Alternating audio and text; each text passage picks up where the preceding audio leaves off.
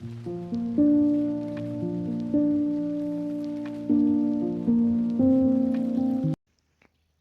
वालेकुम व्यूअर्स, कैसे हैं आप? उम्मीद करती हूँ खैरियत से होंगे।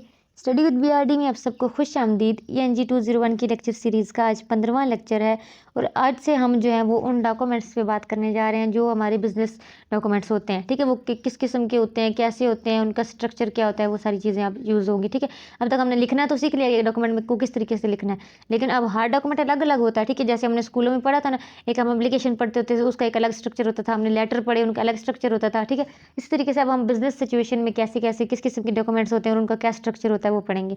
आज हम 3 चीज़ें पढ़ने जा रहे हैं। एक होता है मेमोरेंडम, मीटिंग डॉक्यूमेंट्स और प्रपोजल्स। ठीक है, सबसे पहली चीज़ है मेमोरेंडम। मेमोरेंडम क्या है? Memorandum is a brief informal report used to establish a record. कि मेमोरेंडम एक जो है वो तफसीली इनफॉर्मल रिपोर्ट होती है रिकॉर्ड को स्टैब्लिश करने के लिए। मेमो को अगर अल्फाज आम इसको मेमोरेंडम को शॉर्टली मेमो बोलते हैं। ठीक है, तो ये नॉर्मली जो है वो एक ऑर्गेनाइजेशन के अंदर, ठीक है, बाहर नहीं, बाहर भेजने वाले डॉक्यूमेंट्स मेमोज नहीं होते। एक ऑर्गेनाइजेशन के अंदर जितनी कम्युनिकेशन होती है ना, मतलब बेशक एक जो है वो आपसे किसी चीज़ की तफसील मांगी गई है तो आप लिख रहे हो।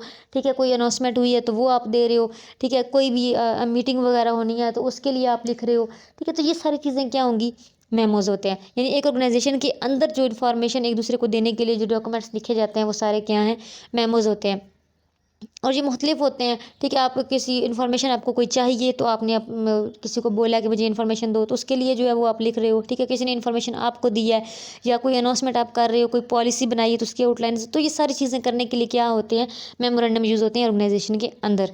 ठीक है, अब मेमो का फॉर्मेट देखो तो एक सिंपल सा फॉर्मेट है।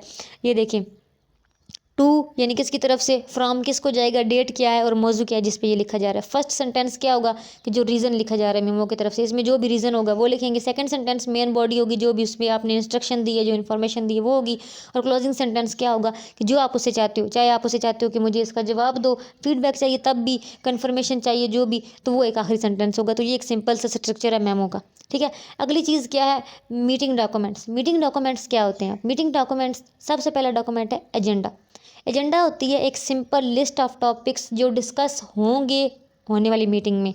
ठीक है, बेशक उनमें जितने लोग शामिल होंगे, क्या डिस्कशन होगी, उनके टॉपिक्स क्या होंगी, यानी उसकी सारी लिस्ट जो बनाई जाती है वो एजेंडा होती है। ठीक है, और एजेंडा जो होता है ये हेल्प करता है कि आपने जो जब करनी है मीटिंग तो उसका फ़्लो आप कंट्रोल कर सको। उसका जो है सारा कंट्रोल फ़्लो उस मीटिंग का, उसका जो है पेस है वो सारा कंट्रोल में आपके होता है, टॉपिक पे आपका कंट्रोल होता है। ठीक है, इससे क्या होता है कि जब आप एक बंदा मीटिंग करने लगा होता है तो वो क्या करता है, मीटिंग से पहले एक एजेंडा तैयार करता है जिसमें बताया होता है कि इतने लोग आएंगे, ये टॉपिक होगा, इस पर डिस्कशन होगी। तो वो एक एजेंडा तैयार करके, आउटलाइंस वगैरह तैयार करके वो जितने लोग मीटिंग में शामिल होते हैं उन सबको डिस्ट्रीब्यूट कर दिया जाता है। इससे ये होता है कि एजेंडा से सब लोगों को पता होता है कि अच्छा मीटिंग में इस पे बात होनी है, और सब अपने अपने व्यूज़ कम से कम पहले से तैयार करके आ जाते हैं। दूसरा इसका फ़ायदा ये होता है कि जो है वो कम से कम जब आप मीटिंग कर रहे होते हो तो आप अपने टॉपिक से हटते नहीं हो। आपके पास एजेंडा में लिखी होते हैं, टॉपिक्स आउटलाइंस लिखी होती हैं, तो आप अपने टॉपिक के साथ सिलेक्टेड रहते हो। तो ये होता है एजेंडा। ठीक है, जिसमें आपने पहले से सिलेक्ट किया होता है कि क्या क्या होना है। यहाँ पे इनकी एग्जांपल दी गई है कि डेवलपमेंट टीम एजेंडा। इसमें क्या क्या करोगे आप? यानी 5 स्टेप इन्होंने मतलब एक एजेंडा की फॉर एग्जांपल एक मिसाल दी हुई है कि report by mister Hamid on investigation of possible security software, यानी ये चीज़ होगी इसमें। उसके बाद रिपोर्ट बाय मिस सारा on development of database prototypes, यानी ये लोग जो शामिल होने वाले हैं इनमें ये फ़लाँ बंदा जो ये फ़लाँ टॉपिक पे बात करेगा। आउटलाइन बनाई जा रही है ना। अगली चीज़ क्या? Discussion of possible hardware platforms, review of deadlines for project और एजेंडा फॉर नेक्स्ट मीटिंग। यानी कि अब ये इन्होंने एक एजेंडा बनाया जिसमें ये 5 इन्होंने आउटलाइंस दे दिए कि यानी ये 5 टॉपिक्स हैं जिस पे बात होगी हमारी मीटिंग में, कि अगली मीटिंग में क्या होने वाला है उसका एजेंडा भी हम इसी में सेट करके उठेंगे। हमारे प्रोजेक्ट के लिए क्या डेडलाइंस हैं और फ़लाँ बंदा जो है फ़लाँ टॉपिक पे बात करने वाला है, ये सारी चीज़ें हम सेट करेंगे। अब ये जब सारी गाइडलाइंस मिल जाएंगी सबको, तो सबको पता होगा कि यानी कि इस मीटिंग में कितना जो है वो किस किस टॉपिक पे बात होने वाली है और हमने क्या क्या करके जाना है। सबके जहन में वो चीज़ होगी पहले से और वो ईजिली उस मीटिंग को हैंडल कर लेंगे। तो ये एक किस्म के एजेंडा की एक यहाँ पे हमने एग्जांपल देख लिए। अगली मीटिंग के डॉक्यूमेंट है मिनट्स। मिनट क्या होते हैं? मिनट्स वो होते हैं जो मीटिंग्स के बाद लिखे जाते हैं। एजेंडा मीटिंग से पहले लिखा जाता है और मिनट्स मीटिंग के बाद होते हैं। मीटिंग्स में आपने उस मीटिंग का सारा रिकॉर्ड लिखना होता है। ठीक है, और क्योंकि ये फिर वो रिकॉर्ड रहता है ना आपके ऑर्गेनाइजेशन में कि इतनी मीटिंग्स हुई और मीटिंग में फ़लाँ फ़लाँ लोग थे। इस मिनट में अब क्या होता है, जितने लोग हाजिर थे उन सब के नाम, मीटिंग कब शुरू हुई, कब ख़त्म हुई, और अगर मीटिंग में कितने लोग बुलाए गए थे, कौन से एब्सेंट थे, कौन से नहीं थे, किन टॉपिक्स पे बात हुई, फिर उनका क्या नतीजा निकला, किन प्रोजेक्ट्स पे बात हुई, वो प्रोजेक्ट्स अब होंगे या नहीं, जो इशू होंगे वो सारी चीज़ें, यानी ये सारी चीज़ें, और फिर नेक्स्ट मीटिंग क्या होगी, आज की मीटिंग का क्या नतीजा निकला, ये सारा जो है शॉर्टली मिनट्स में लिखा जाता है। ठीक है, इससे ये होता है कि जब आप मिनट्स बना लेते हो तो वो लोग जो मीटिंग में अटेंड नहीं कर पाए लेकिन इंपॉर्टेंट है उनके लिए भी, जब उनको भेज देते हो तो उनको भी पता चल जाता है कि जनाब ये बात हुई आजकल की मीटिंग में। ठीक है, तो इससे ये कि एक परमानेंट रिकॉर्ड भी बन जाता है आपकी मीटिंग, उसकी मीटिंग का। उसके बाद ये टाइप्स बताई गई हैं कुछ मिनट्स की। मिनट्स फॉर्मल भी होते हैं, इनफॉर्मल भी होते हैं। फॉर्मल जो होते हैं, जैसे बताए, जो फेडरल या स्टेट या लोकल लॉ के तौर पे जो यूज़ होते हैं, रेगुलेशंस के तौर पे, जैसी बात है वो तो फॉर्मल होंगे। उन्होंने अगर कोई मीटिंग्स की होंगी तो उनके जो मिनट्स बनाए जाएंगे वो फॉर्मल होंगे। और नॉर्मली अगर किसी ऑर्गेनाइजेशन के पर्सनली मतलब कोई प्रोजेक्ट चल रहे हैं, छोटे मोटे प्रोजेक्ट चल रहे हैं, तो उनके जो मिनट्स बनते हैं वो इनफॉर्मल होंगे।